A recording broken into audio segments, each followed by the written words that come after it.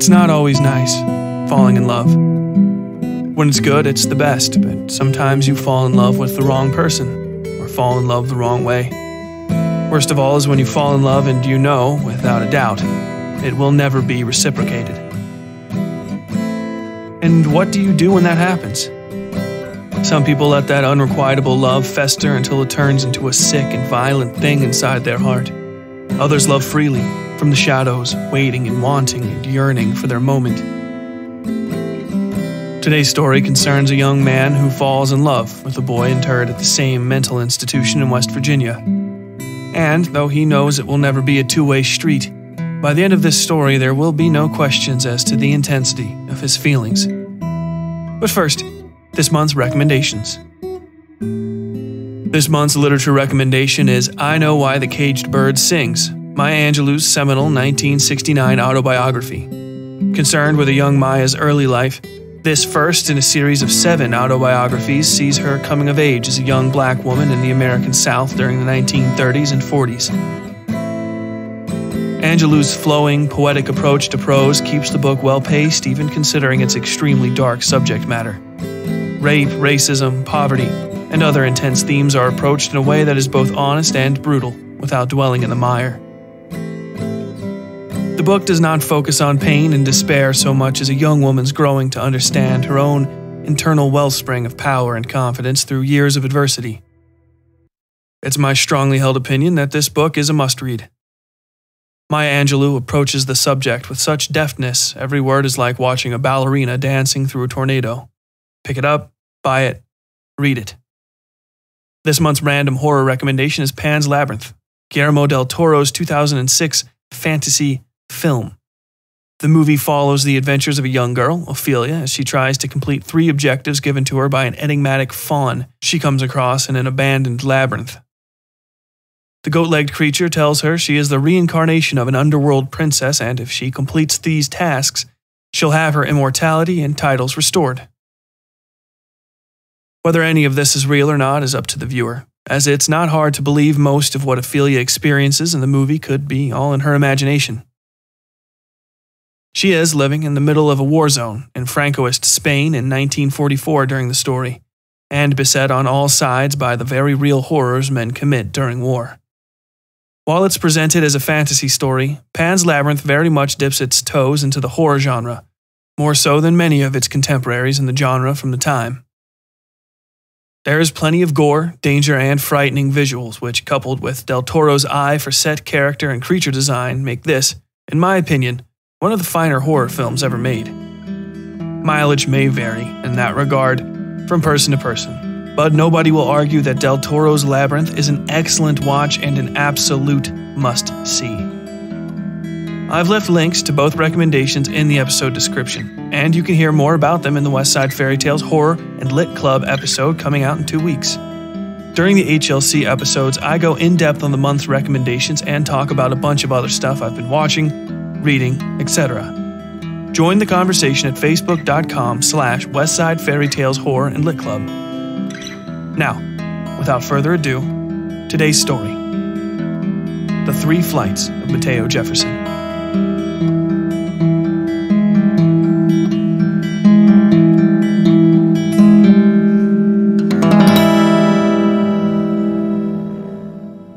It was an oddly cool June afternoon when Mateo Jefferson made his first long run for the fences.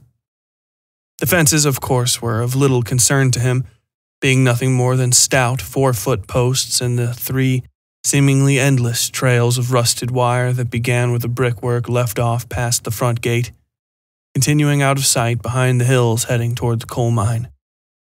Mateo was far more concerned about Mr. Chifford Lure's blue-tick coonhound, Rex, whom the lot of us could already see closing the distance with little effort.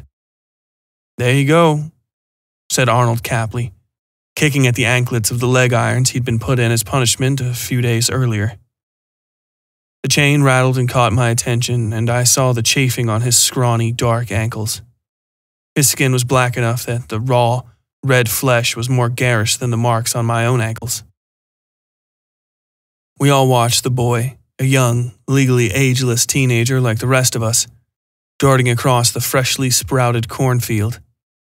His bare feet kicked up curds of dirt shoulder high behind him. He was a member of Detachment G, the work party named for the hall he lived in at the asylum. And so far down the line from Capley and myself, he seemed like little more than a gnat scurrying over a filthy brown tablecloth. "Boy gets to that fence, he's free," Capley said, putting his shovel down in the dirt and resting his chin atop the worn and cracked shaft. His eyes were wide enough you could see the whites all around. "That blue tick can't jump, won't jump. I tell you, that boy gets the fence, he's free as a damn bird." I imagine that, for Mateo, the moment was short and terribly personal. If I were him, my focus would have been laser tight on that fence. I could almost feel the cold press of the earth the way he might be feeling it, the tightness of the skin between his toes as they dug into the ground to push him. Even the occasional sharp poke of sticks and rocks in the mud, I could feel that too. In my head, at least. Maybe we all could. I think all of us wanted to cheer him on some, raise our broken farm tools into the air and shake them and scream. But Mr. Chifford Lure threw back a long, ugly look at us from the saddle of his horse, and we bent ourselves back to sod busting. Like most of the others, I worked slowly and peeked back behind me, cheering silently for Mateo to make it to that fence, to jump the ugly rusted wire and make for the river, where he could hop in the water and lose Rex and this place in a heartbeat. They'd look for him, but not hard. He could hop a freight train in town and ride it the hell out of this valley, away from Weston, West Virginia, and this cursed place. It was a damn shame Rex caught him. The dog wasn't cruel, save unless Mr. Chifford Lure commanded that he be. But he had a firm bite that would only tighten if you didn't give in right off the bat. Capley's arms had a series of purple-white scars that testified to both the dog's danger and patience. The arm was wounded, but still there, after all, when a dog that size could easily have made it not be. Rex caught Mateo 20 strides shy of the wire, tackling him like I'd seen a tiger attack a hunk of dead turkey on a string at the Cincinnati Zoo one time. That flop-eared dog hopped into the air and curled his front paws over Mateo's neck and shoulders, dropping the boy into the mud and sliding him a good 5 feet. Like I said, I was far away, but I could still hear Mateo cursing that dog until Mr. Chifford Lure jogged his horse over to break up the tangle. "Hell, I thought he might have had it," Capley said to himself, stretching his chest so hard I heard his sternum pop. The noise drew my attention, and for a second too long, I suppose, my gaze lingered on the sinewy outlines of Capley's naked upper body. He noticed the trespass in a second, and all sense of calm fled him. "Faggot motherfucker!" he screamed at me. "Fuck you! Fuck you looking at me! Don't you fucking look at me! Don't you fucking look at me!" He lost his composure in a second and started pacing, breathing hard through his teeth and out through his nose. He took up the shovel in both hands and, though he was terribly scrawny, started twisting the shaft. The dry wood squealed. At the far end of the field, Mateo lay on his stomach with his legs up in the air, Rex playing up a mean growl while Mr. Chifford Lure clapped irons on Mateo. I'd have liked to watch. It was the only interesting thing that had happened in weeks or maybe months. A diversion of any kind was welcome in this place. "I'll fucking kill you, faggot!" Capley hissed now, poking the air in front of me with his shovel. His eyes rolled up and down in his skull so that they almost flickered. His brown irises turned into a swirl of color by the sheer speed of movement. White and brown and white and brown and white. It seemed impossible that he could focus on me, much less hit me with the shovel, but he managed it all the same, popping loose one of my shirt's 3 remaining buttons and leaving an ugly scratch on my stomach. So I hit him with my own shovel. Hard.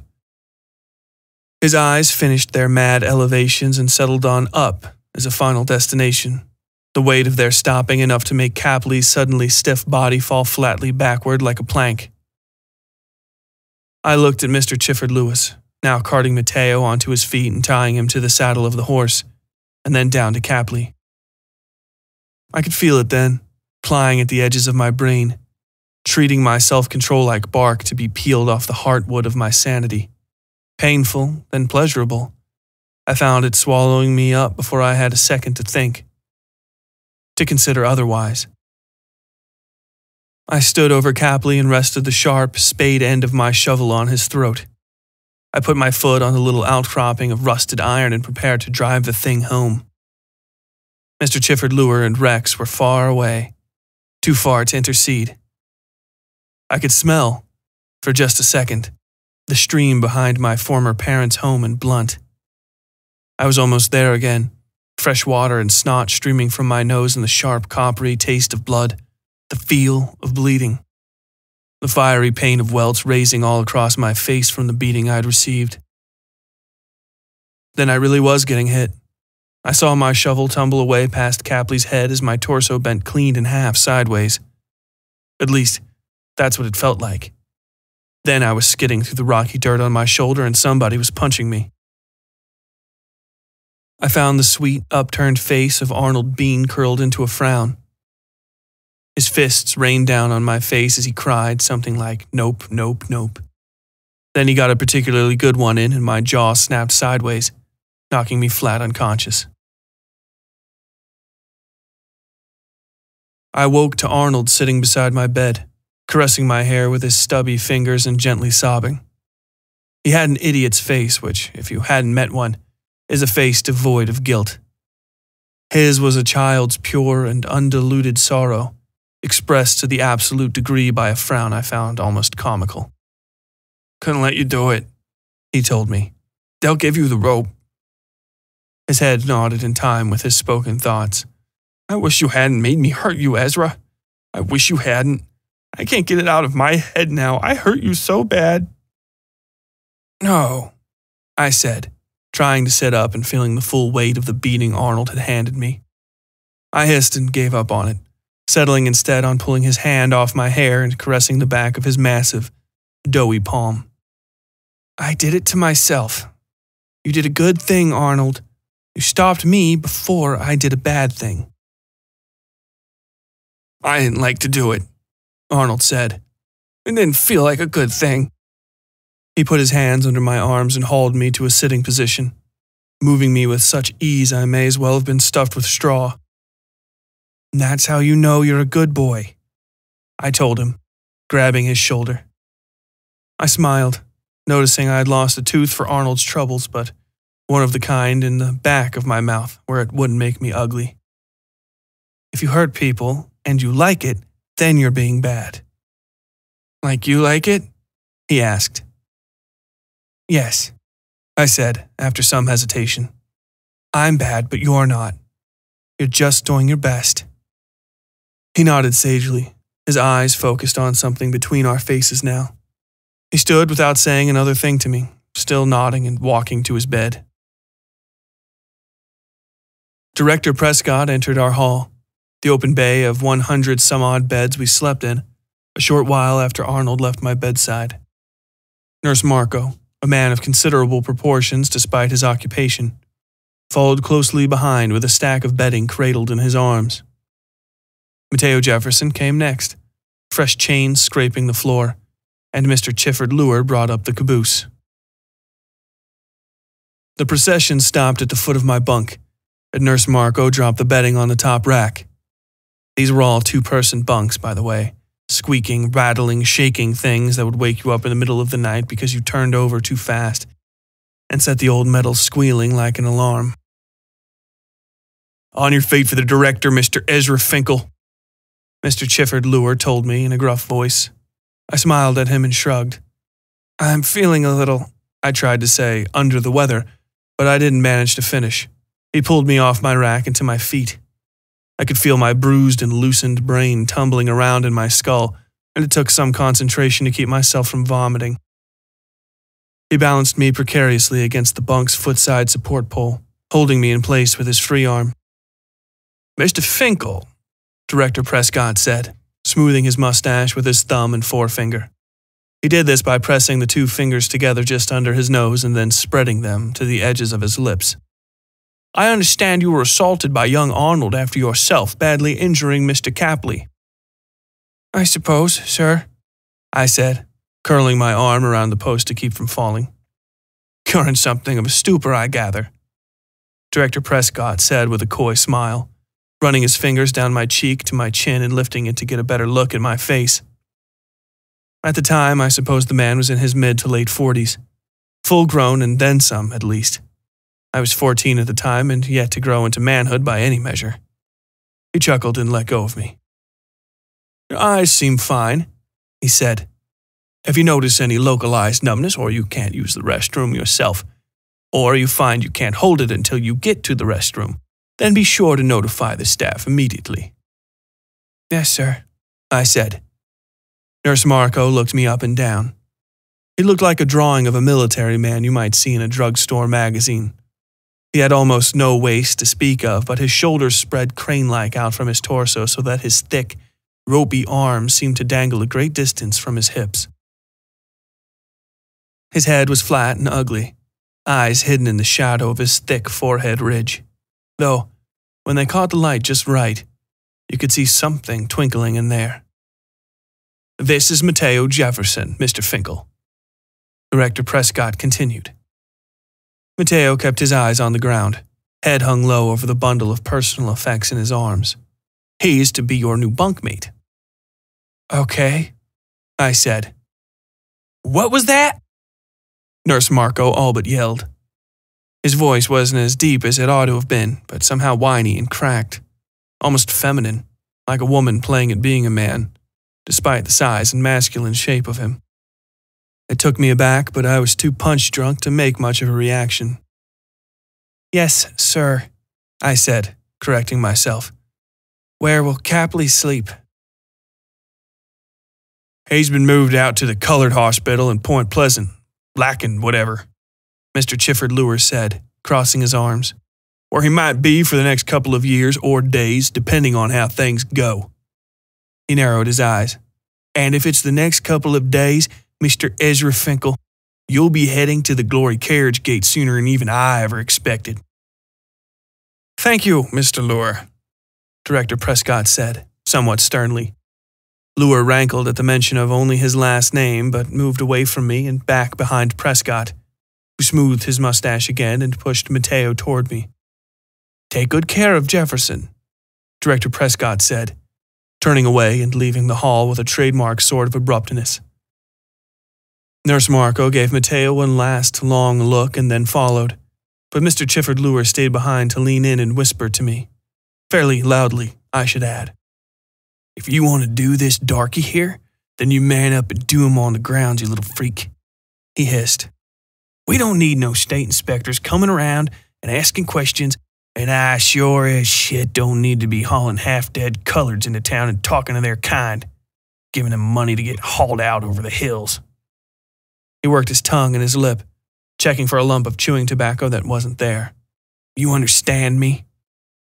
"Yes, sir, Mr. Chifford Lure," I said.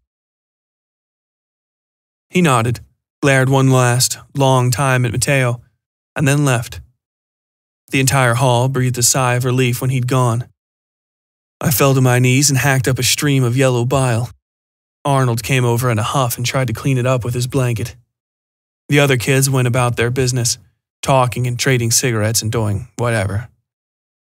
They didn't bother with me and I didn't bother with them. The others, that is, generally speaking. So don't get excited like I might be telling you about them and our exploits like they're some big cast of characters. People kept to themselves at TA, myself especially. Well, people kept away from me. So I didn't bother learning any names, and I guess that means you won't learn them either. I pushed Arnold away before he could get my sick up on his blanket, holding the glass shards of my skull together and all but shouting at him until he left. Where the lot of us mad children were in our teens and younger, Arnold was something in the ballpark of about 30 at the time. He didn't know his own age in truth and wouldn't be able to act that age regardless, and so he was one of us. And, of all of us, was the only one who seemed to know everybody and whom everybody liked. So, in that way, he gets to be a part of this story and you get to learn his name.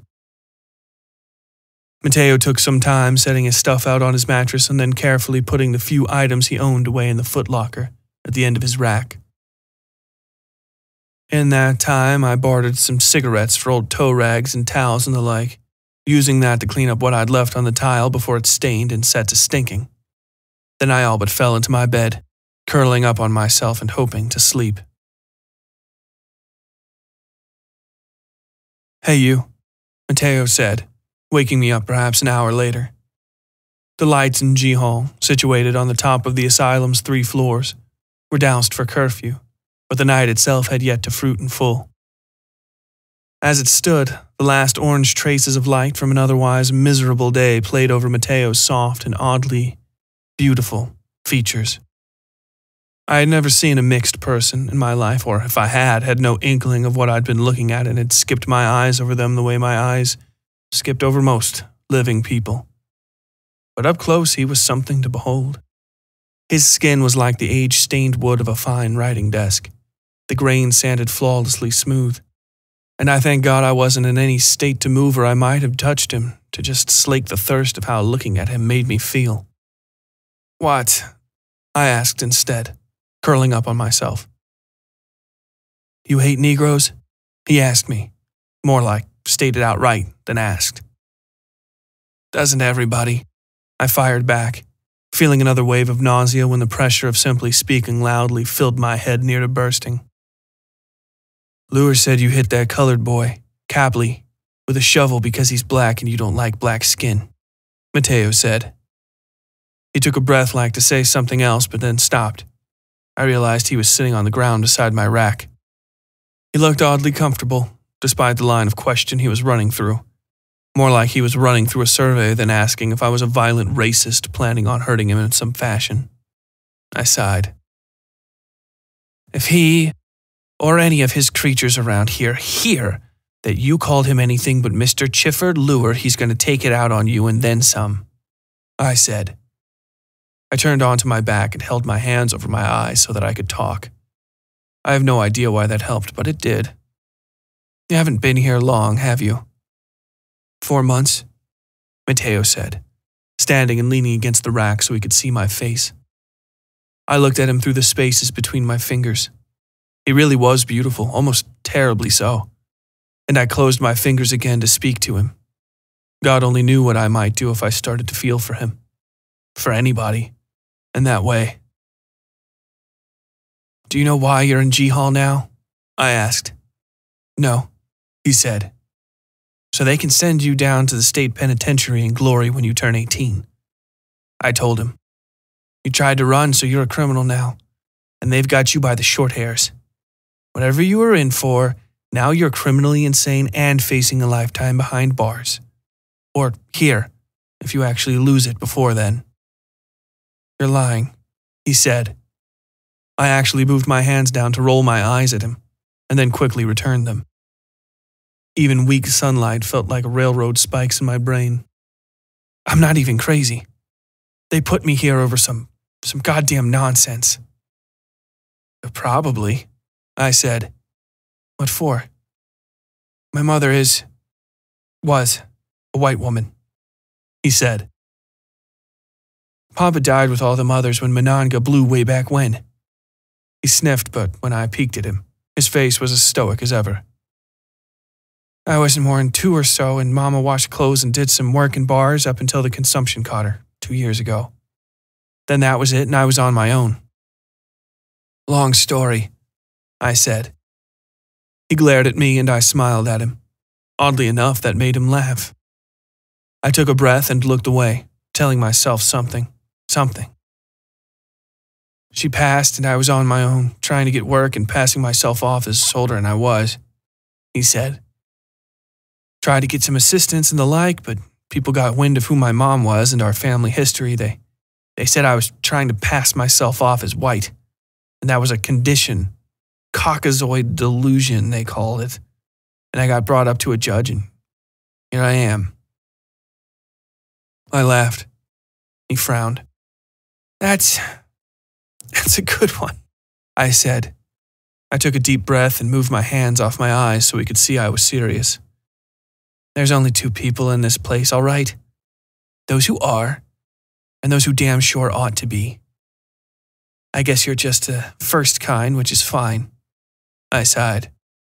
"That colored boy I hit, Capley?" Mateo nodded. He's the kind ought to be in here. Understand? I asked. Mateo gave me a grim look. You've never met him, but he talks to God like they're best friends. And he quotes parts of the Bible haven't been written yet because he hasn't written them. Understand? Mateo looked at me for a long time and then nodded. They put me in his bunk when I got here because they thought he'd do me. You understand what I mean by that? Mateo nodded again.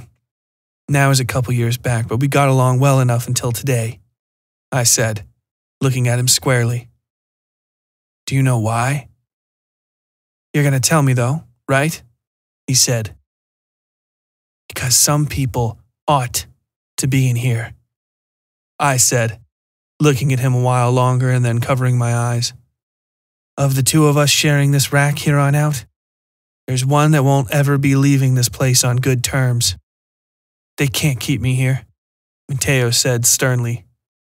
I wasn't talking about you, I said, and that was it between us for a few days. I woke in the dead of night, feeling something like a rock laying on my chest. My brain, still swimming from Arnold's beating, told me it was a cat. A fat, black thing with shimmering green-yellow eyes just waiting for me to finally stop breathing. I tried to force my chest into action, but it wouldn't go. Neither would my arms or legs, I realized in a panic. Moonlight smeared the hall in striped and triangular patterns of old gold and cerulean. My eyes alone were free to move, to see this. The cat grew heavier. I could feel my chest caving under the weight of it, my ribs cracking like plaster and my lungs being crushed into jelly. I was dying without actually dying. I tried to calm down and listen. I could hear the soft snoring of the others in the hall, the gentle shift of somnambulant limbs adjusting beneath the coarse military blankets. Yet there was something else, something both above and below those comforting sounds of young boys sleeping. An unsteady ticking, an odd clicking, a strange clacking, all together and reminding me in an instant of a cold sheet metal steam pipe adjusting to the sudden heat of a furnace refilled with coal. And like coal, there was an aroma of dust, a light and fragrant scent that fell at once thick and cottony into the throat, gathering and gathering and gathering, choking and dry and filling my eyes with tears that couldn't fall, for they were growing thicker too in this odd haze. I could see it then, floating in like a cloud of ash raising over a burning building to fall over the surrounding neighborhood. And that clicking, clattering, snapping noise grew.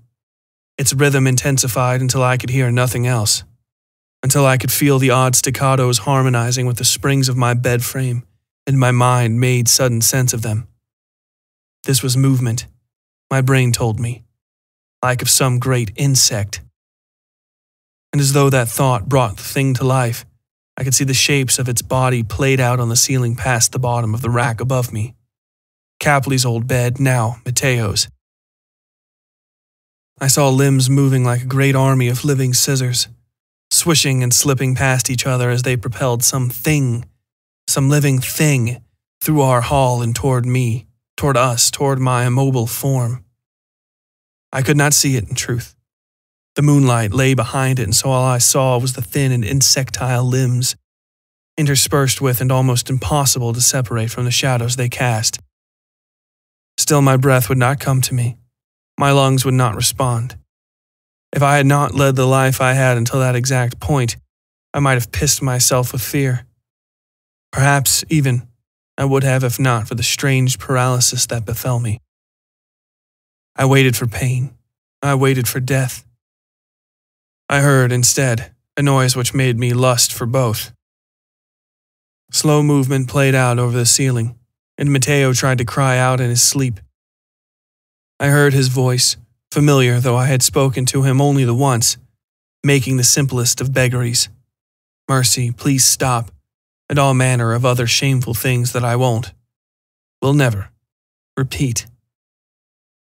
I could not move to brush away the hot tears running over my own cheeks. Then I heard some sound, a shuddering, sucking noise for which I possess no earthly metaphor. I've heard that before a great explosion there's a draining of air from the atmosphere itself. A vacuum is created that spares nothing, which drags into itself all possible things before that last and violent expulsion. If this thing I heard was not that noise's brother, then it has no family on this earth, or in this universe. I clenched my eyes shut. I was so horrified. And then all was finished.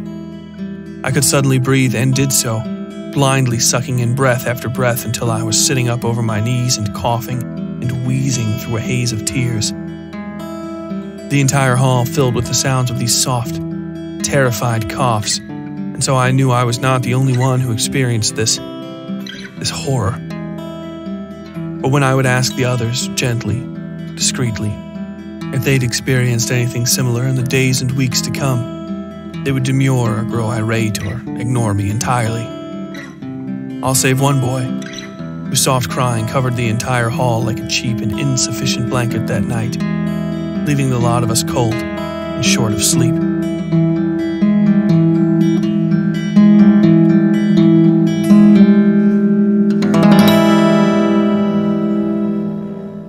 Hey there, Westsiders. I hope you're enjoying another free, independently produced episode of the Westside Fairytales. While the Westside Fairytales will always remain free and available to the public, why not buy a souvenir of the show from the Westside Fairytales merch store at westsidefairytales.com/merch. Last month, we unveiled our new Stay Safe Out There t-shirt, the unisex tee featuring the show's tagline, and some of You Breed Love's original episode art from fan favorite story, Toda Americana, Part 3. You can save 10% on that shirt for the next week with our early listener discount by using code FLIGHTS at checkout. Support independent horror and get yourself a dope souvenir. Head to westsidefairytales.com/merch and get you something. Now, back to our story.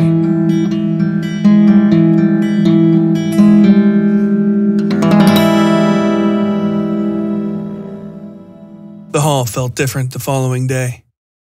By design, G Hall was filled with the most rambunctious of the kids, given over to the asylum by the state. But you wouldn't be able to tell that looking at the sorry creatures moping around in the blue-gray light that morning. It felt, in fact, like we were all still asleep somehow, or that the sun had never quite risen. Despite the sunlight touching our faces, the world remained dark. Not until breakfast in the cafeteria did some of the vigor come back to the mad boys of G Hall. I know for a fact, for certain now, though I had a strong inkling then, that whatever had transpired that last night had fouled the hall somehow, and the lot of us along with it. I had nobody worthwhile to share this information with, however, as the rest of the boys gave me wide berth in both the cafeteria and in life. All save sweet, stupid Arnold, who plopped down on the bench across from me and dug into his, I think it was porridge, with the steady gracelessness of a half-starved hog. I watched for a while and saw nothing amiss with him, though he passed me an oddly guilty look I couldn't quite place. "How are you this morning, Arnold?" I asked. He shook his head and kept to his meal. That would be it for that, then, but his reticence told me all I needed to know. Mateo limped into view a moment later, dark eyes focused on the floor as he tried to find somewhere to sit without giving away his intentions to do so. I tried to remember if he'd had that limp the night before, when he'd made up his rack above mine. I decided he most definitely hadn't. I called him over, not bothering to put on a show of false friendship. He saw the invitation and scanned the cafeteria again before settling on joining us. He sat and went to work on his breakfast in much the same manner as Arnold, not bothering to say a single word to me. "Something strange happened last night," I said, eating my own meal slowly. Mateo stopped, turned his eyes to look at my tray, and then went back to his food. I let the silence linger until he felt he had to answer. "So?" he whispered. "That was you crying," I said. "I know it was." I don't know what sort of reaction I expected. I had hoped for some outpouring that might explain whatever happened last night. If anything, he was on the top rack and, therefore able to see a great deal more of the hall than I could. I can't even tell you why I cared. I don't generally care about things, not anymore. That ended when they sentenced me to the asylum. What Mateo did do was glare at me, slurp down the remainder of his bowl, and then slam the cheap, thin-walled tin onto his tray before storming off. I watched him go, dipping my spoon down for another bite of my own food. I hit nothing but the flat surface of my tray. I looked and saw Arnold slurping down the lion's share of my breakfast. "God damn you," I said, flicking my spoon off his forehead. This didn't faze him one bit. I pushed my tray at him and stood to leave. "You clean it up then." The following days and nights were as normal as one could expect in the asylum. The hall retained that sticky, unclean feeling, but there were no more odd events in the dark. Still, I often heard Mateo startling himself awake in his sleep. His fits would shake the bed and set it to creaking. I kept on him about whatever it was that had happened that night. There was no real reason for this other than being in the asylum is almost no different than being in prison, and I had nothing else to occupy myself. Our days consisted of little more than being moved from place to place. Hall, showers, cafeteria work, and any break in the monotony was welcome. But, I can hear you asking, didn't we receive some sort of treatment too? No. Flatly, no. And there was no suggestion we would ever receive any. This was a place where they put young things nobody wanted to deal with, and once we were here, there was no profit in ever seeing us released, thus the work detail. It was on work detail that I finally got Mateo to speak to me. The nasty wounds on his arms, left by Rex's teeth, had healed only for his ankles to be chafed raw by his new leg chains. He'd never had to wear them before, but after a few weeks, he'd gotten the hang of it. "It's something like I don't know what," he said suddenly, face dark and fixed on the dirt. The shovel nudged the earth but didn't break it. I kept working, letting him find his tongue at his own pace. "It comes at night sometimes. Most nights, really, when you live in A-Hall." He shuddered. "Kids call it the ticky topper, on account of it. On account of it gets on you, like a tick." He paused. "And how once it gets a taste for you, it doesn't want to let go." He said nothing for a long time. "Is that why you ran?" I asked. He nodded. "You know, I've been in here a long, long time and I never heard about anything like that." His eyes found mine, suddenly sharp and somehow darker. His knuckles turned white on the shaft of the shovel. "Yeah, well, I heard about you," he hissed, "and I don't need you telling me what you know and don't know." It was my turn to get angry. "What have you heard about me?" I asked, voice steady and clear. "Tell me." "I heard you killed a boy in Blunt," he said, raising his chin. I could tell he was glad to finally have some power, but this little show was his way of holding on to something that could make him feel less helpless. A common, forgivable sin in that place. "I heard why, too. I heard that you're a..." I tapped the raw flesh over his ankle bone with the sharp edge of the shovel. Not much, but enough to let him know to be quiet. "If you finish that sentence," I said, "if you ever say that word you've got sitting on the edge of your tongue right now, I will open you like an old coat." He glared at me, but he didn't say a thing. "Capley got the same warning. He just didn't take it." We went back to working and didn't say anything to each other for a few days. In the meantime, it came again. It didn't herald its own coming like the last time, this ticky topper. I woke to the screeching of steel as the rack bucked me gently up and down over my own mattress. I tried to get my lungs moving at my brain's command. The sheer amount of energy I was trying to use should have shot me face first into the bottom of the rack over top me. Hard enough maybe to brain me unconscious. but I didn't budge an inch. I could have given myself a heart attack as I desperately tried to move my body, listening to the horrible sounds coming from above me. Instead, the colder, uglier parts of my mind, the ones that had led me to this place, took over and chilled my frayed nerves. I realized then that I wasn't suffocating, but that my lungs were simply moving slowly, taking the shallow breaths of someone in a deep sleep. I'm asleep then, I thought to myself. Or at least my body is asleep and my brain is awake. Above me, I could hear the sounds of two throats breathing. One of them sounded pained and muffled. The other was louder and making a sort of noise I had no reference for. Though, perhaps, I did. I focused on trying to wake myself up, thinking of my body in pieces. Once I relaxed, it all seemed to fall into place. I could feel the tips of my fingers, could even move them just a bit. My toes came next, and then I was rotating my ankles and wrists. I felt it now, that same sticky, unclean feeling that lay over the hall after this creature's last midnight visit. This invisible stuff was touching all parts of my body, but losing its hold as I worked the life back into my limbs. I was moving my arms like snakes, only barely cognizant of the noises above me, when I regained control of my lungs. I took a long, sucking, whining breath that filled the entirety of my chest and made my head swim from all the fresh air. It was only half a second later I realized just how loud I had been. The tiki-topper stopped moving, and I could hear its wet, raspy breathing above a more familiar sound. Mateo crying. Sobbing, really, and I could tell his face was pressed deeply into something thick and cottony. His pillow, probably.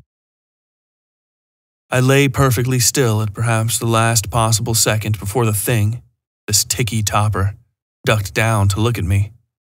I was not prepared for what I saw, and thank God my body was still half paralyzed, or I might have been so badly startled I would have given myself away. As it stood, I made myself utterly motionless, closing my eyes to mere slits and peeking at it through my eyelashes. I shouldn't have been able to see much of anything. Unlike that first night, the moon wasn't full and bright. Instead, I saw the glow of the thing's eyes. They burned with cold orange light, like the embers of a coal fire through smoked glass. Sickly numbness spread over my body as the light of its unearthly vision fell over my skin, a cousin to the paralysis that had taken me in my sleep. I dared a glance at the thing as the pool of orange light trailed down my body toward my feet. There was little illumination to see by, as I mentioned, but I could make out some of its features. Enough, at least, to tell this creature was, by degrees, based on a human being. But the proportions of its nose, its mouth, its eyes, they were all wrong.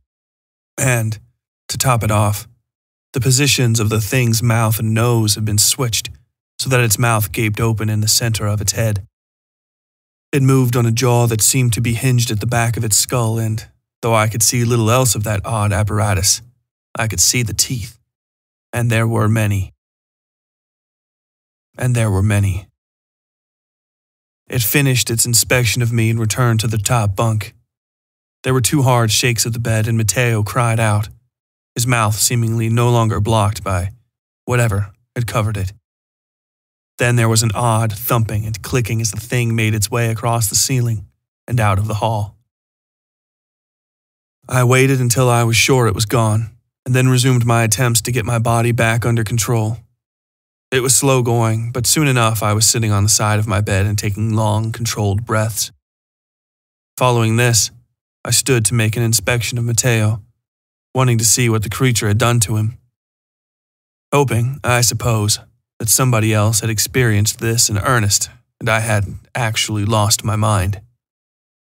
The boy was curled up on his side, face buried between his knees under the badly twisted bed sheets.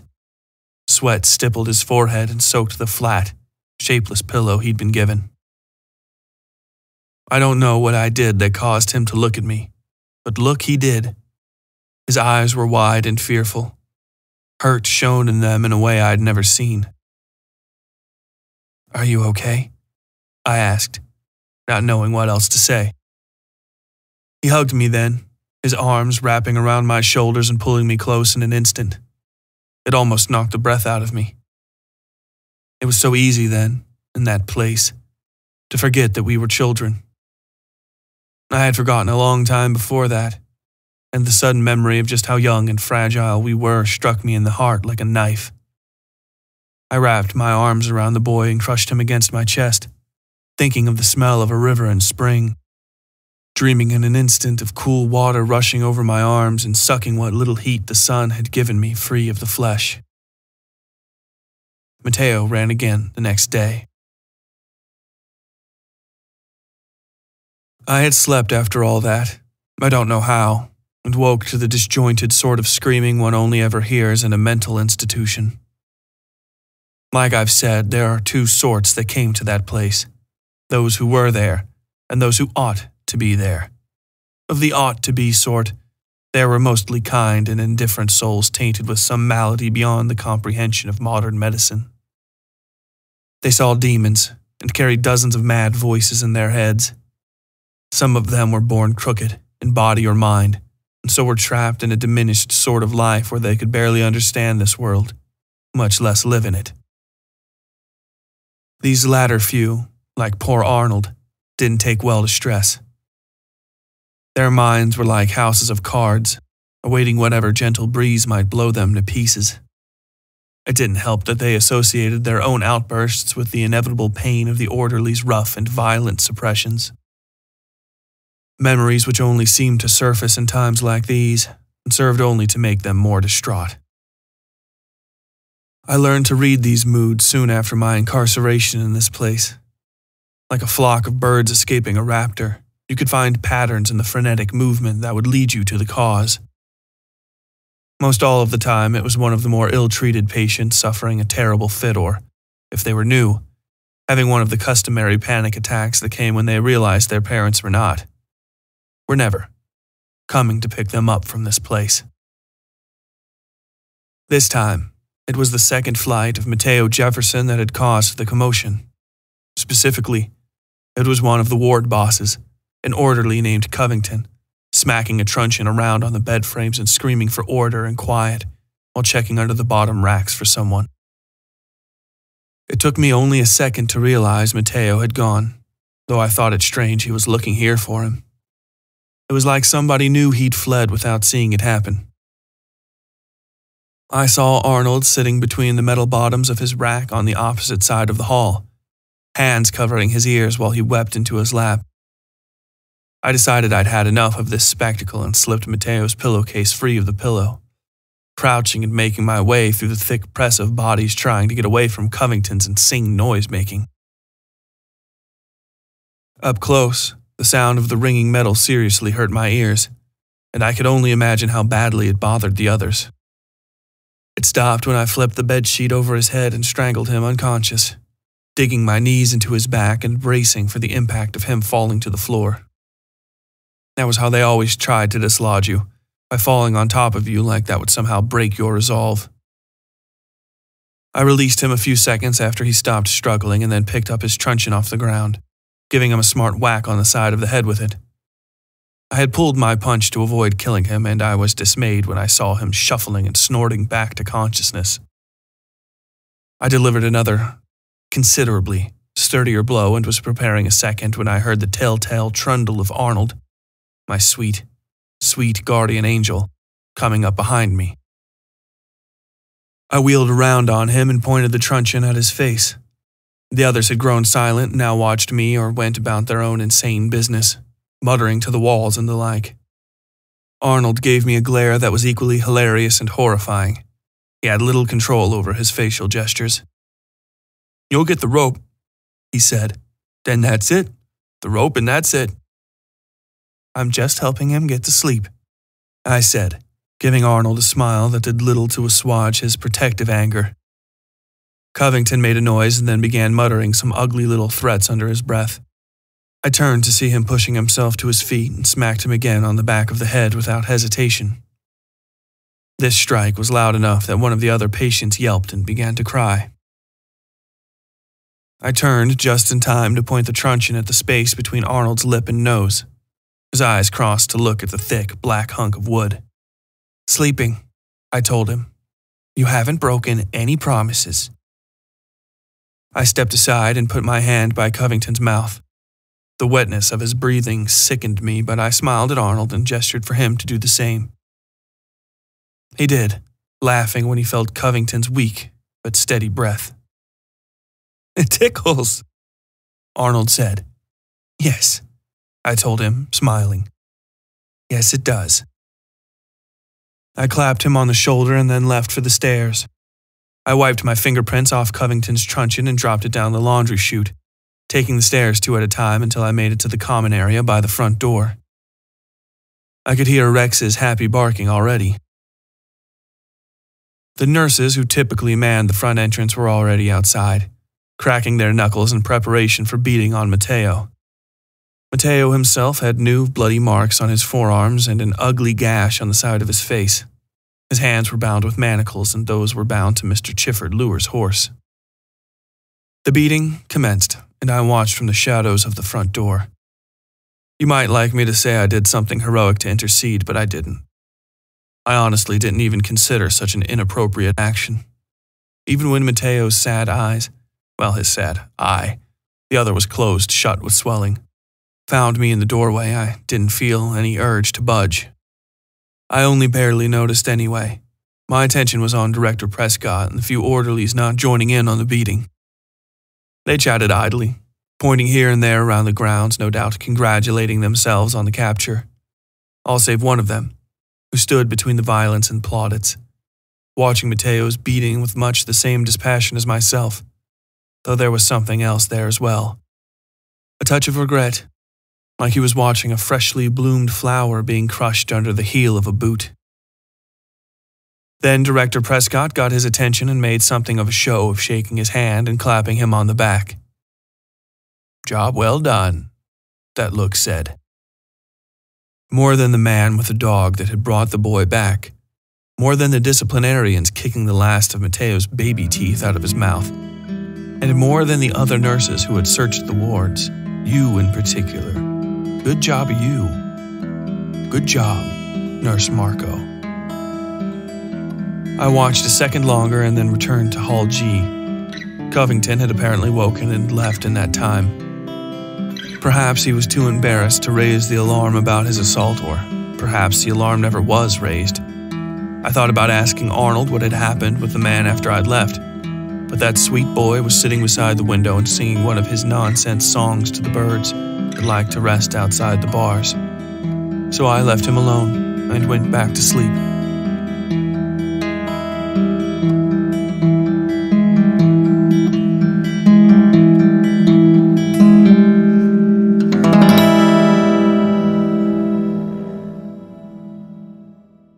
Hey there, Westsiders. This episode's a long one, so we have time for a second ad break.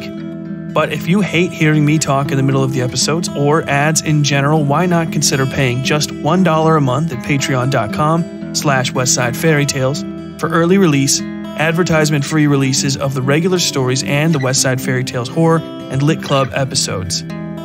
For $5, you also get PDFs of the monthly stories laid out just like a real novel, and access to the Behind the Story episodes, where I go in detail about the method behind creating the month's story and any inspirations I have.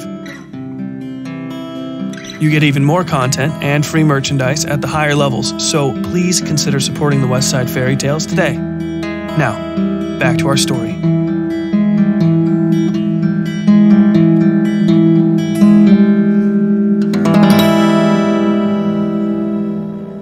I decided that afternoon, while feeding Mateo his porridge in bed, that I no longer wanted him in this place.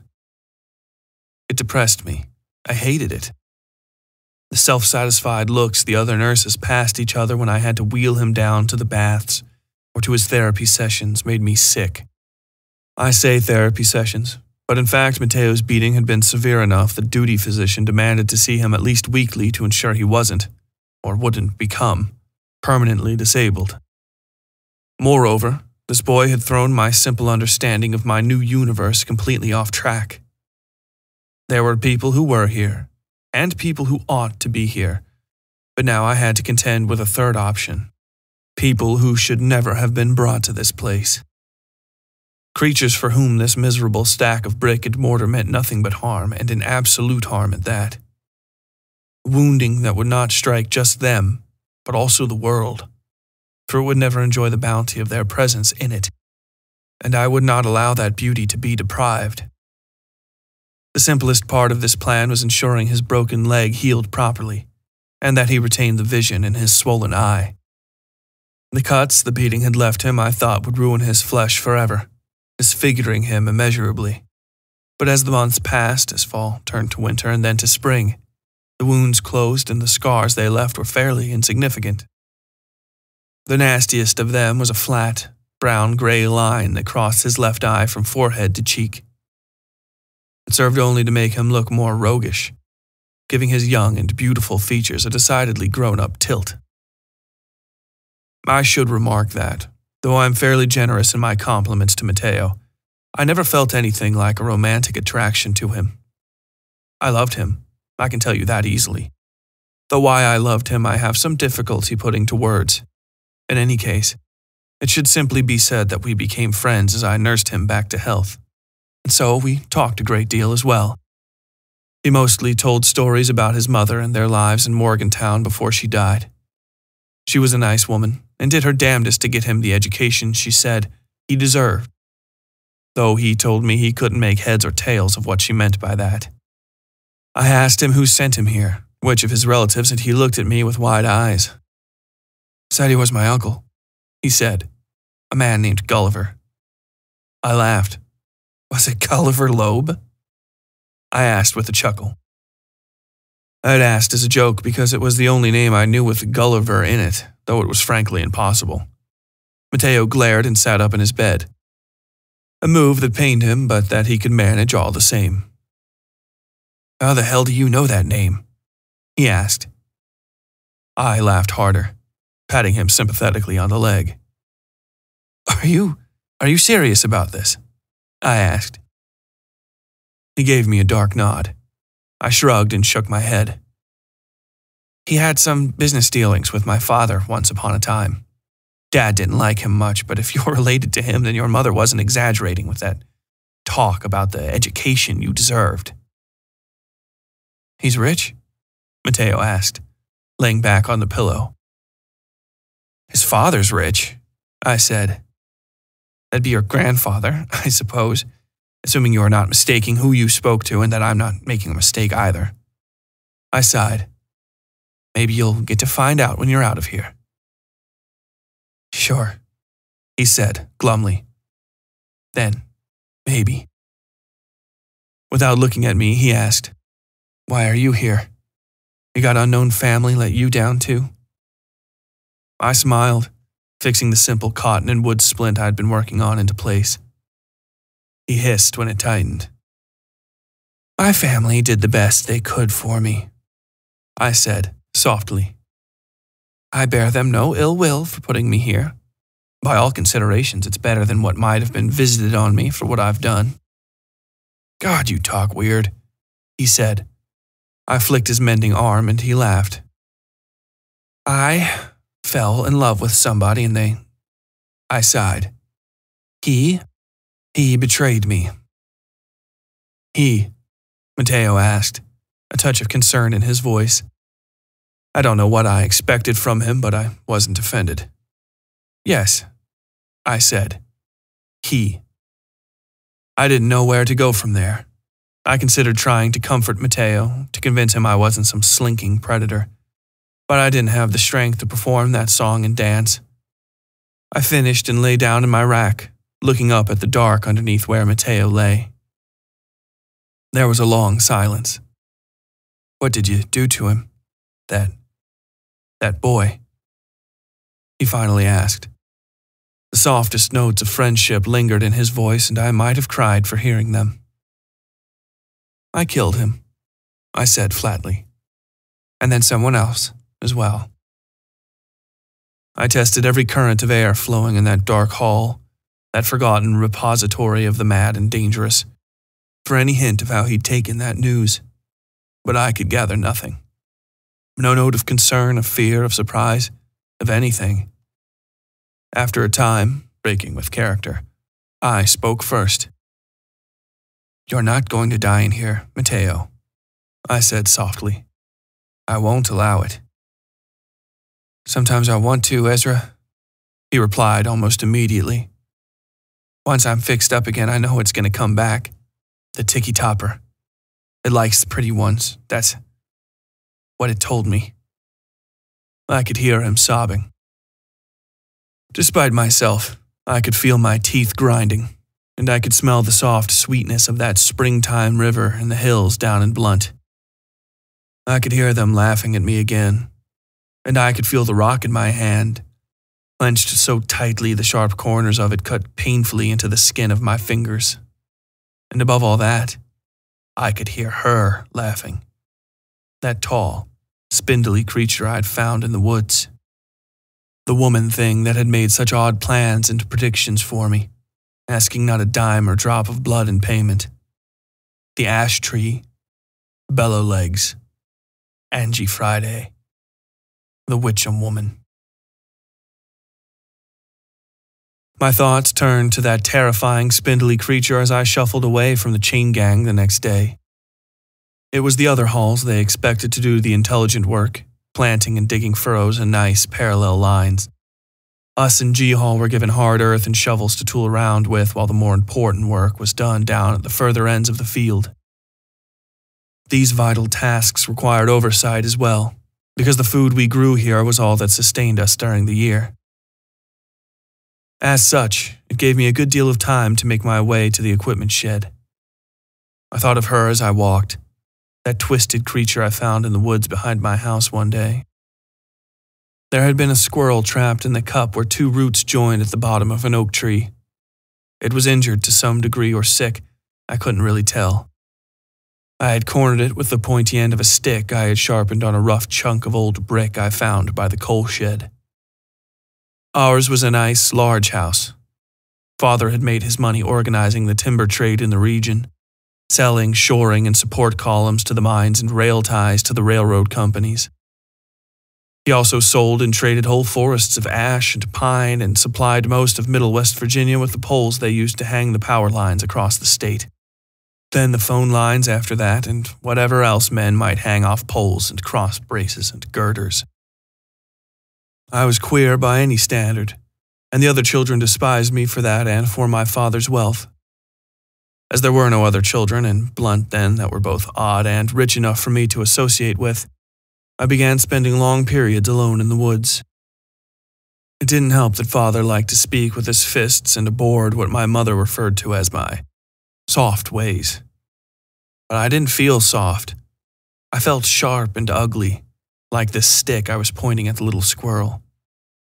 I could see its heart railing in its chest, its fur standing on end as its beleaguered lungs beat out the sides of its body.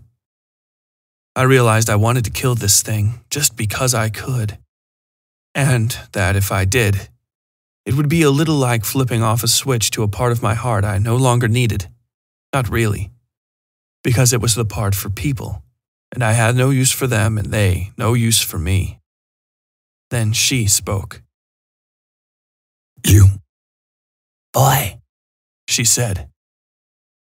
The suddenness of the voice, and its position directly above me, frightened me enough that I almost dropped the stick. Almost.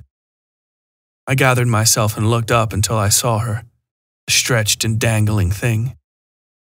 Her body was like rotten sailcloth that had gotten tangled in the limbs of the tree. What skin I could see, most of her was covered in this black fabric, silk, and old leather, was corpse pale and withered like an old woman's. Her face, above all things, most horrified me. Her jaw flapped when she spoke as though the bones there were either gone or badly broken, and the entire orifice hung open to enormous proportions. Jagged yellow teeth lined the rims of that gullet, though they looked mostly normal when she smiled and spoke, two things she was doing right then. "You, boy, the squirrel asked me to kill you for bothering it so," she said. "But he has little to offer in trade. The lives of squirrels mean little to me, but he knew my name and called me all the same. Her limbs made themselves seen, and she slipped through the back branches to wrap herself around the trunk. Her head hung at a slight angle as she spoke to me, her mouth working like a badly strung puppet. You know me, she said before I could ask. Say my name, boy. You're the ash tree, I said without thinking. You are Angie Friday and Bellow Legs. I paused. You are Molly Longmouth and Tall Jenny. You are the Witcham woman. I stepped away from the tree and the squirrel fled. Angie Friday's face followed the poor thing, and I knew she was watching it, even though I couldn't see her eyes.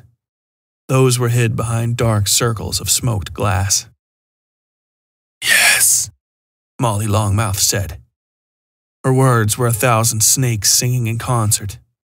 I fell to my knees, not knowing what to do.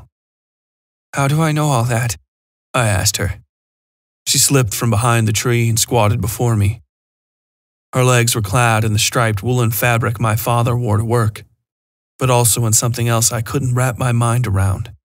Something approximating clothing, but in truth was little more than her own natural covering. A bear's fur, a snake's scales. You were born at an odd time, in the heart of my territory, Bellow Legs said. Even kneeling, she towered over me. Her fingers, long and many-jointed, touched my chin. All the things here belong to me in some fashion. Not in the way your father owns the pebbles and stones in that river behind your house. I own nothing in these lands, but all belongs to me. She smiled. The sides of her mouth curved all the way up to rest beside her eyes, over her cheekbones. Are you going to kill me? Eat me? I asked. No, Tall Jenny said, her fingers snaking behind my head.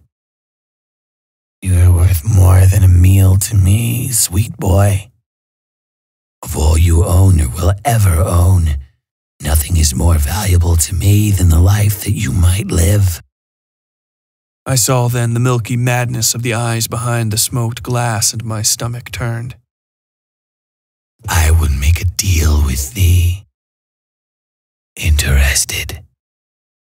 Yes, I said. The answer was true. The ash tree had pulled it out of my deepest heart with little consideration to whatever guile I might possess. It would have been like arguing with my own dreams. You will make only one valuable choice in your life, the Witcham woman said. Her eyes were again hidden.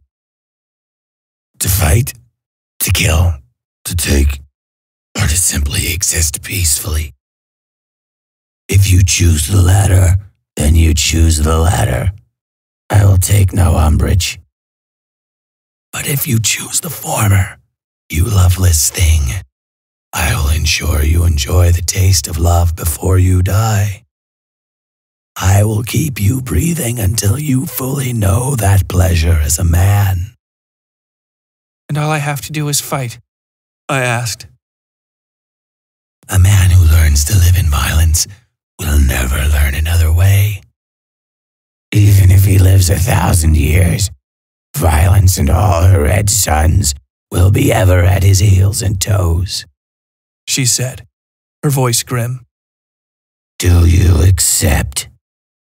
Yes, I told her, and it was done. The nails of her hand flicked down across my chest, and her mark bled slowly, gently through my tattered shirt. The hand of Styx.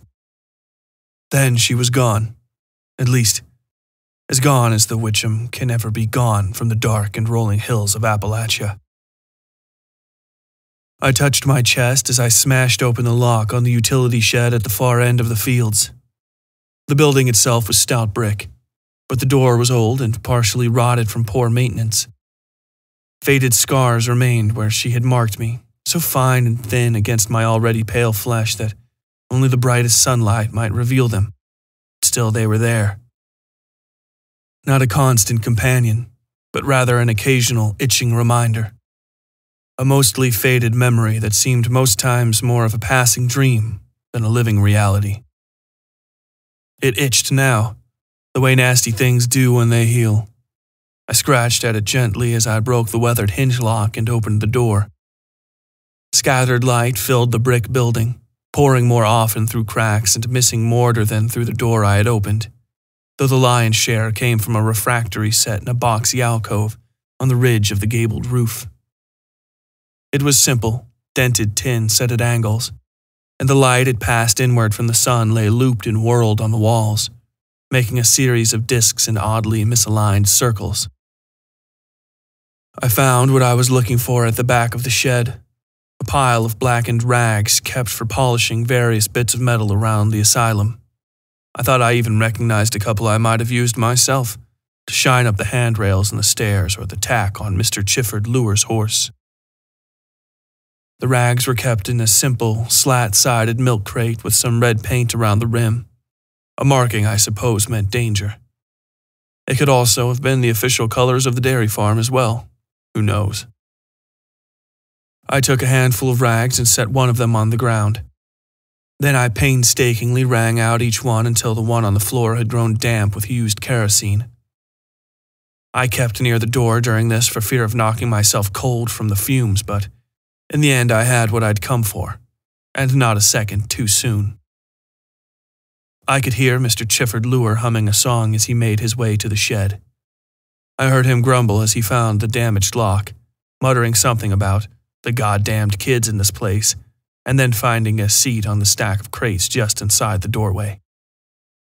I knew he would be here because I'd seen him come this way 100 times, and it wasn't any great secret how Mr. Chifford Lure spent his free time. From my position, just behind him and a few feet back, I could hear him muttering the words to his newest poem under his breath, and the faint scratch of his stubby coal pencil tracing letters onto the paper. "Sweet and tawny beast of the field," he mumbled. "How I wish I could run like you, to be a horse amongst the daisies, living my life freely and true." He mumbled something like, "That's nice," and might have continued for some time if I hadn't wrapped the kerosene-soaked rag over his mouth and nose. I almost expected it wouldn't work, that his constitution would overpower the oily gas or that the kerosene itself wouldn't work as I'd predicted. I didn't, you see, truly know what to expect. Only by my own uncomfortable interactions with the stuff did I come up with this plan, figuring that if a small amount of it dizzied me, I'd accidentally inhaled a whiff straight off a rag while working. A large amount would for sure have some greater effect on Mr. Chifford Lure. What happened was that he screamed once. Not a womanish scream of fear, but the guttural yawp only men's throats can produce. A battle cry that shook me to my core and might have made me let up if I were a less focused individual. As it was, that scream of his was the last human sound he ever made. I think what had happened was that the kerosene burned his eyes, which caused the scream. But the scream emptied his lungs, and so that necessitated a refilling. But what he got instead of clean air was almost pure kerosene fumes. He coughed and sucked in more short, panicky breaths. His body rose, easily pulling me off my feet, and then slumped forward onto the ground. My hand protected his face from the impact because of how I was holding him, and was badly scraped on the gravel floor. I extricated myself with some difficulty and then searched his pockets, hunting for his lighter. I had originally planned to burn him in the shed to the ground, but as I moved him to get a better position to rifle through his jacket, I saw his face. The man was stone dead, no mistaking it. His face had gone a terrible pale shade of green, and there was foam around his mouth. His eyes were open and looking at me. I thought for a second and then simply placed the kerosene rag in his hand and left the shed, giving a quick look around before stepping into the open. Moira, Mr. Chifford Lure's horse, was stamping and moaning beside the shed. I knew in an instant that she understood he had died and that she wanted to go to him, would go to him, if the fumes from the kerosene weren't so strong. She passed her baleful eyes over me one last time, Then she walked to the front door of the shed, laying down and quietly looking at her dead friend as I made my way back to the work line. I washed myself with wet dirt on the work line, though only Mateo was close enough to me to smell the lingering kerosene. He'd watched me trundle back into place, chains clinking on the long walk across the yard, eyes wide and trying to find whatever supervisor he believed would strike down from the hills on a horse and club me to death in full view of God and all creation. It never happened, of course, because the guard staff at the asylum was laughably small even on the best of days. In fact, with Mr. Chifford Lure now dead, the outdoor guard had shrunk to about 10 in total, with most of those men on different shifts and spread out along the walls on the front of the camp. There was little reason to guard the back of the camp, as it opened onto little more than mountains in the West Virginia wilderness, which even a sane person would have trouble surviving in, much less the mental invalids which made up most of the patient population. Did that mean people didn't run that way? No, but they always came back dead or alive within a week or so, either wandering in of their own accord or transported by some farmer or woodsman who found them. But if they ran toward town, the only thing that could stop them was bad luck or Rex, and Rex was nothing more than a sweetheart without Mr. Chifford Lure's command, and she would never get those commands again now. It wasn't until supper that we were escorted into our rooms and word of what had happened to Mr. Chifford Lure spread through the camp. Because there was little information and because what did make its way to us in the halls was overly vague, I figured they must have ruled his death a suicide, by misadventure if nothing else. I imagined Director Prescott finding Mr. Chifford Lure's book of horse poems and trying to make sense of that.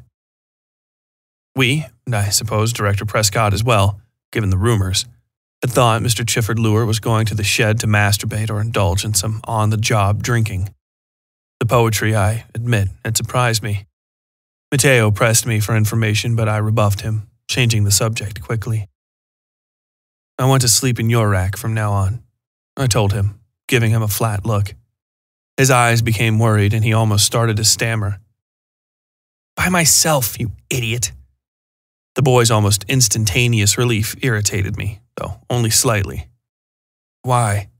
He asked. Because you're getting pretty again, I said, giving him a mean smile and then tossing his pillow into his chest. He took a wide-eyed gulp of air, holding his pillow tighter, and then shook his head and sat on my bed. He passed my pillow up to me, and that was that.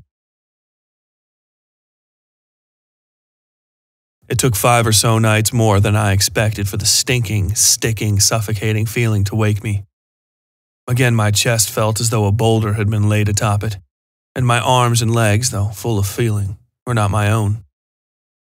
Moonlight, bright as that first night, shone into the hall and colored the ceiling a cold shade of blue. Even as my eyes took this in, I saw the first odd shadows moving crossways over the beds. I made myself calm, moving my fingers free into my arms and my legs, but I wasn't doing this quick enough. Unlike the previous visits, this time the Ticky Topper, wasn't wasting any time making an entrance. A dull thought surfaced in my mind that maybe it was sick of waiting for Mateo to finish healing. I could see its limbs this time. The moon was bright enough for that, and I really wish I hadn't been able to see them.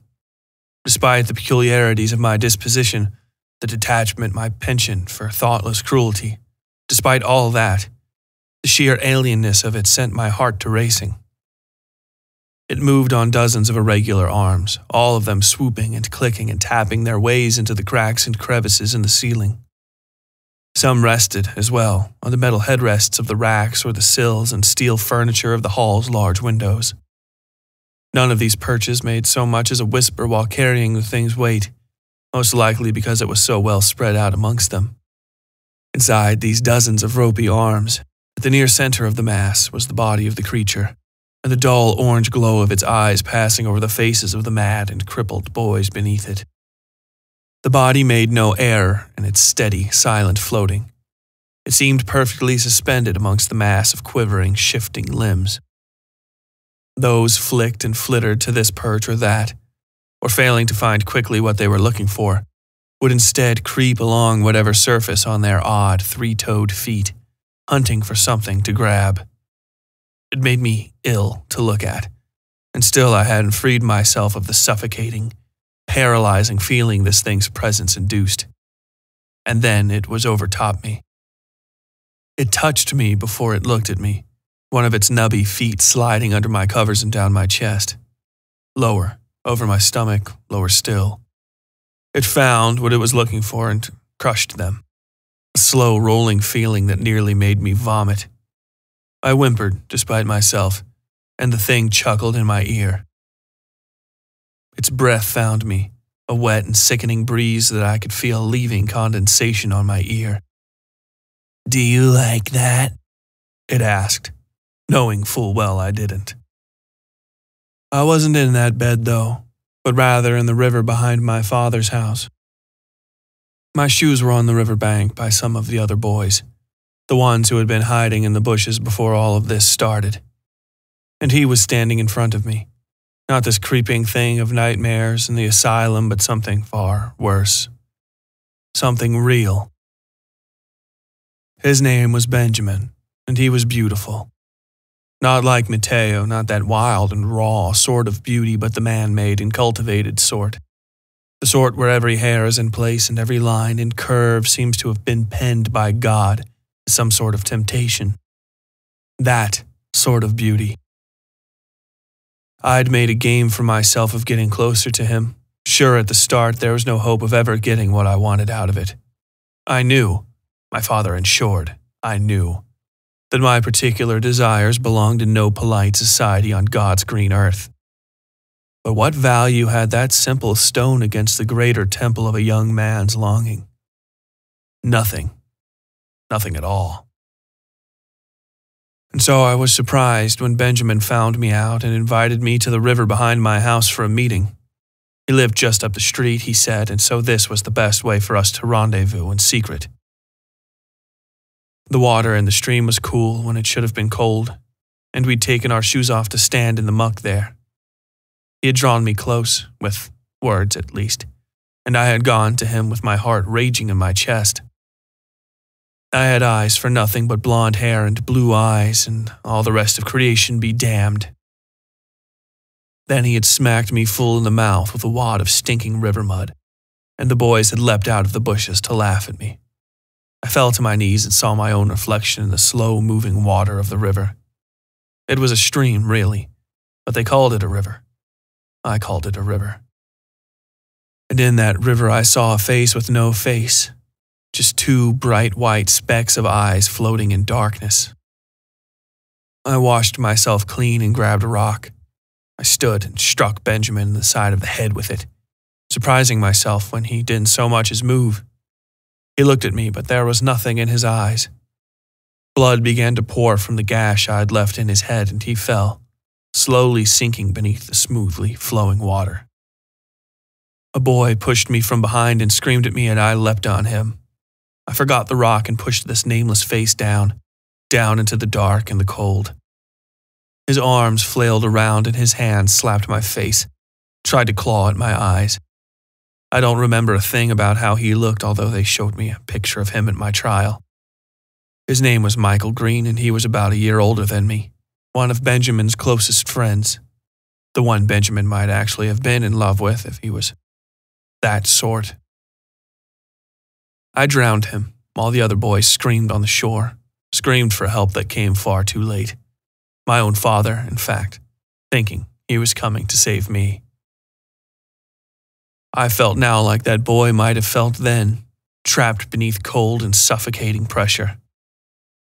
I was him, laying on my rack so many years later, looking up into my own face as I hurt myself, orange eyes glowing in my own large and misplaced mouth, splitting open to reveal a long and thickly pebbled tongue. "Did you both think you were clever?" the orange eyes asked, and then I was back again in the asylum. My chest itched, burned, switching beds. Its voice was syrupy and thick, disgusting, like a man drowning in a honey pot. Its orange eyes turned up gleefully at the bottom of its face, or perhaps the top of it, Now you are mine too, and I will call on you whenever I feel like. Both of you sweet, soft things. You can't hide from me. Understand? He squeezed me and I yelped, forcing myself not to react too soon to this intrusion, to the disgusting feeling of him on me. He moved his hand underneath me, I need not describe where, and prepared to defile me absolutely. The orange glow of him passed down further, off my face and closer to where he intended to hurt me. In that brief second, I inched my fingers up the sleeve of my nightshirt and inched free my most valuable piece of contraband. I took a deep breath and prepared myself. Are you ready for me? The ticky-topper sneered. I was ready before you walked in the room, I said. Its eyes widened and turned toward me, clearly not expecting much more than an inarticulate whine.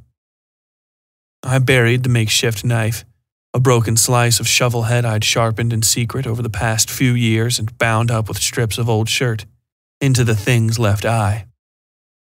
It howled, and the puke-orange eyes spilled out onto my sheets, still glowing. I maintained a good grip on its head. There was some hair I could grab, and I stabbed at it as much as I could.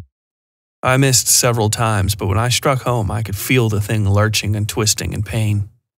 Its arms were individually quite weak, each of them like a subdivision of an adult arm. They swung for me and eventually knocked me back onto the rack, causing my weapon to slip from my hand. I expected a counterattack, but it didn't come. Instead, I saw the shape of the thing cross 2 racks and then stumble and fall to the floor. I set myself to regaining control of my waist and hips as it dragged itself toward the communal bathrooms and stairs at the end of the hall. It had made it through the doorway as I rounded off the rack and onto my feet. Ezra, Mateo whispered as I landed. Apparently, the thing's odd magic had lost its hold on the room. I could hear the others waking as well. I gripped Mateo's hand and then set off for the thing, finding it just a few feet beyond the door. What I saw happening to it nearly stopped me in my tracks, but only just nearly.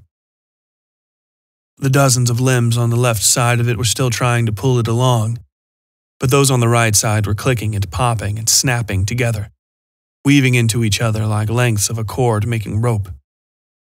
Suddenly I was looking at the fully formed arm of a human being, white and thickly muscled, but covered as well in dozens of cuts that started and stopped abruptly in places, as though they had begun in one place and ended in another, with no connection to be found between them.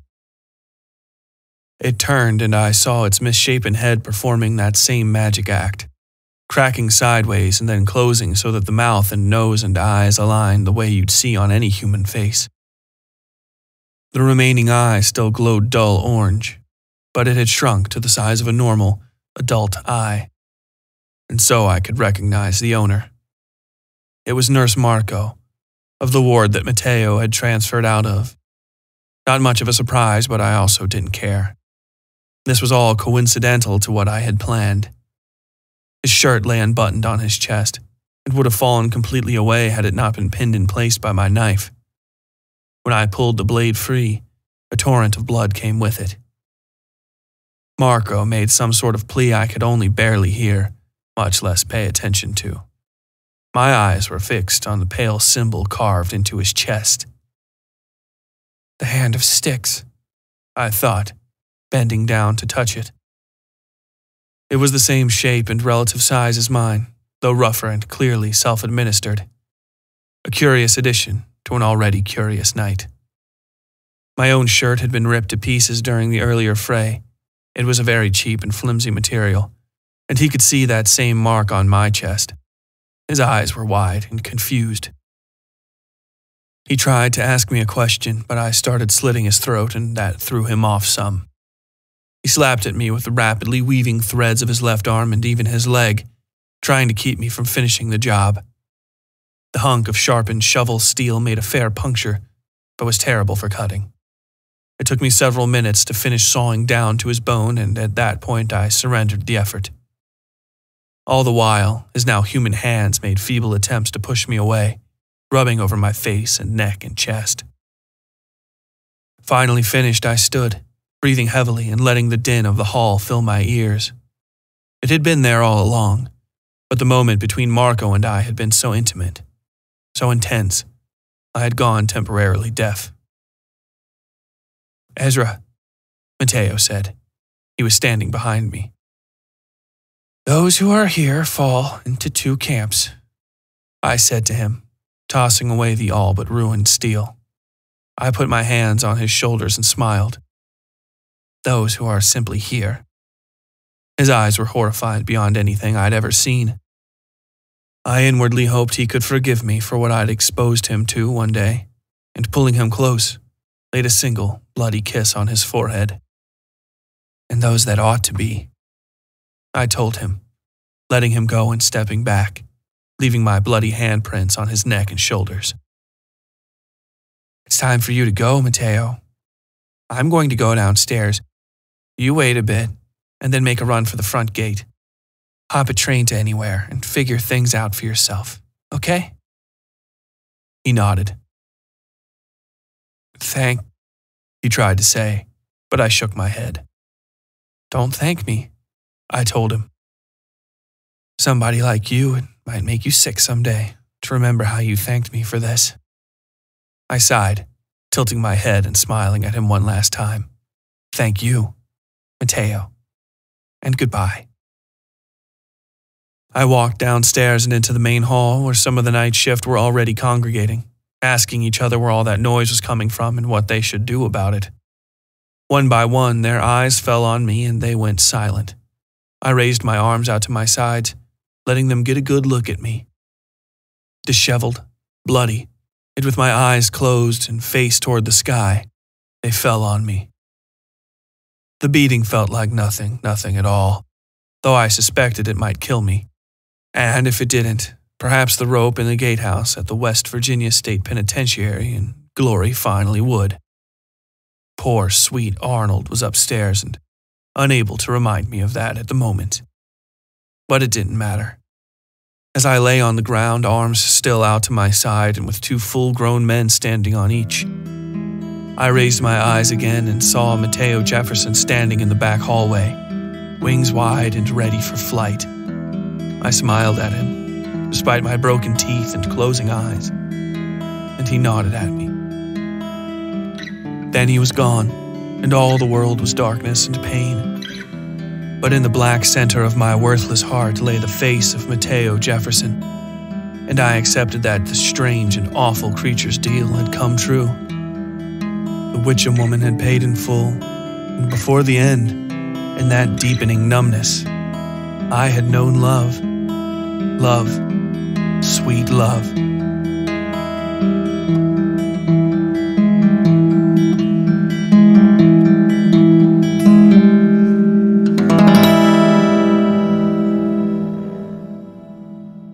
Well, folks, that was The Three Flights of Mateo Jefferson. Have you ever had to stay in a psychiatric hospital overnight, either on purpose or against your will?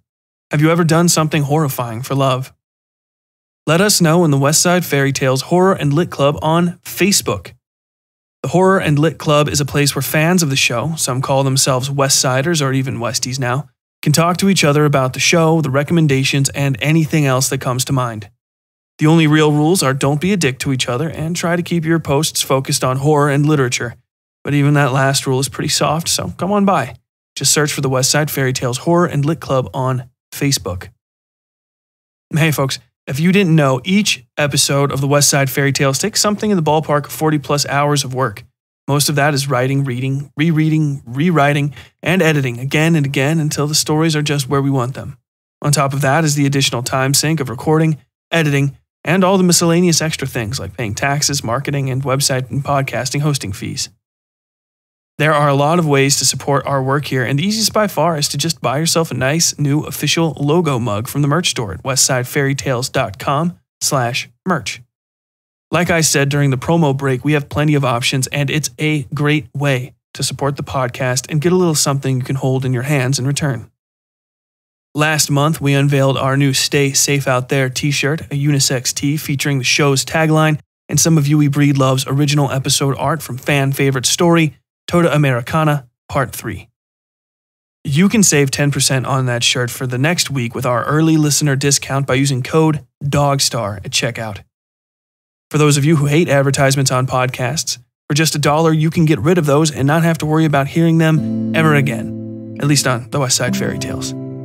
All you have to do is go to patreon.com/Westside Fairytales and subscribe at the $1 level. That'll give you access to an RSS feed you can plug into most any podcatcher to listen to the special episodes at your convenience. For $5, you get access to the monthly ebooks of the episodes as well as an entire backlog of story PDFs from the last season and a half, as well as access to the exclusive Behind the Story episodes, in which I discuss the creation of the month's story and talk at length about a million other things that sort of kind of inspired me to write it. And of course, the most important thing you can do to support us is to just share this show. Don't sweat leaving a review on Apple, but if you could share this episode on Reddit, on Facebook, Twitter groups, or even in forums you're a member of, it helps the show immensely. So if you like the Westside Fairytales, please, please, please share this episode with the world. Next month, we wrap up this season of the Westside Fairytales with a story of a young man being brutally assaulted in an alley by a thing from another world. The next morning, he realizes something is now growing inside him, and obviously, he wants it out. He soon finds, however, that help is anything but forthcoming. I hope you'll join us in July for our story, The Carrier. And until then, as always, stay safe out there. The Westside Fairytales is written, read, scored, and produced by Tyler Bell. Episode artwork by Yui Breedlove. All content herein copyright 2020 WSF Productions, LLC.